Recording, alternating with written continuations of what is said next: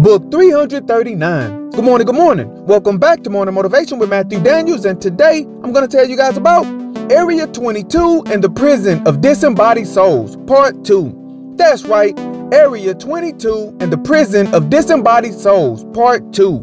But what is Matthew Daniels talking about? A long time ago, in Area 22 and the Prison of Disembodied Souls, Part 1, I do not know why, he said to himself, but I must find this Area 22 and the Prison of Disembodied Souls. Then, the man went back to reading and shredding the other documents. His mind was so preoccupied with the task in front of him and his thoughts about what he was about to do that he did not even notice the four shadowy figures fading in and out of reality that were standing in the four corners of the room watching him.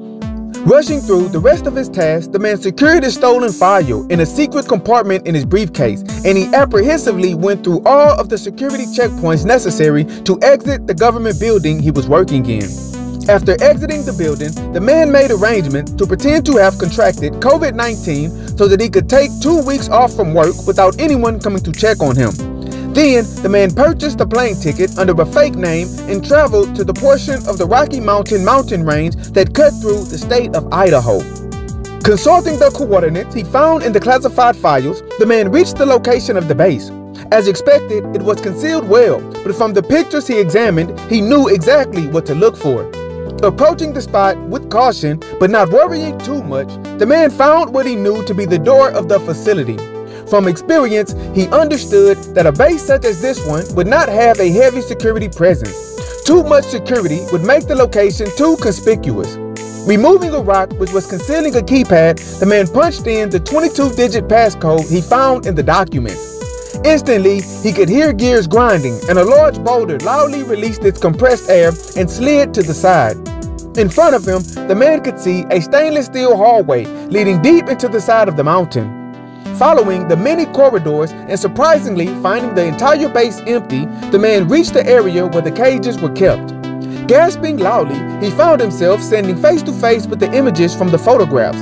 The room was filled with hundreds of cages, and each cage contained a human. As he approached, his presence drew the attention of the prisoners, and they all stepped to the front of their cages to examine him.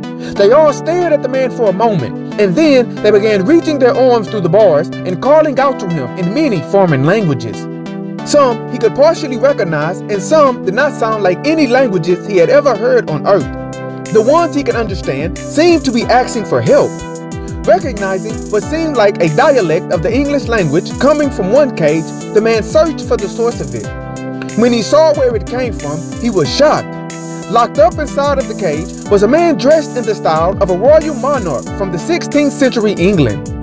A plaque bolted down to the front of the cage read, James VI and 1st, James Charles Stewart, June 19, 1566 to March 27, 1625, was King of Scotland as James VI from July 24, 1567, and King of England and Ireland as James I from the union of the Scottish and English crowns on March 24, 1603 until his death in 1625.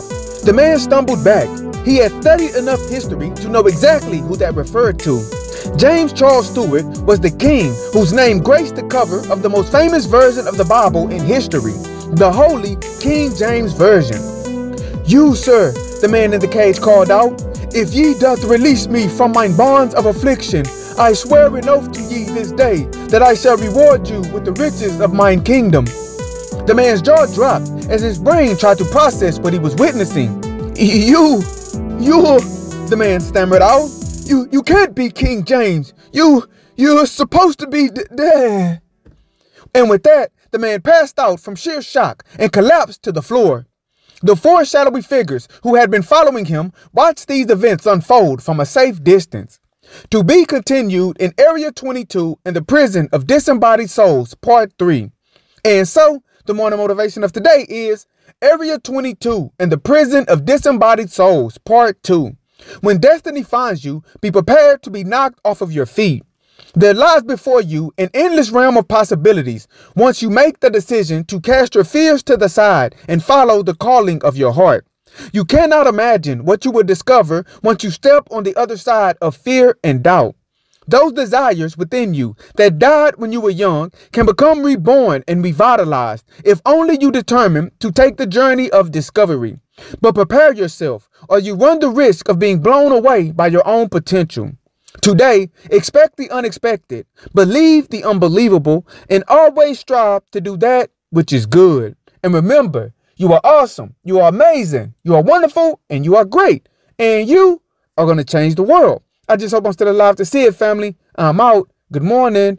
To order books in the Morning Motivation with Matthew Daniels book series, search Morning Motivation with Matthew Daniels on Amazon.com or visit www.dandyandbigherm.com.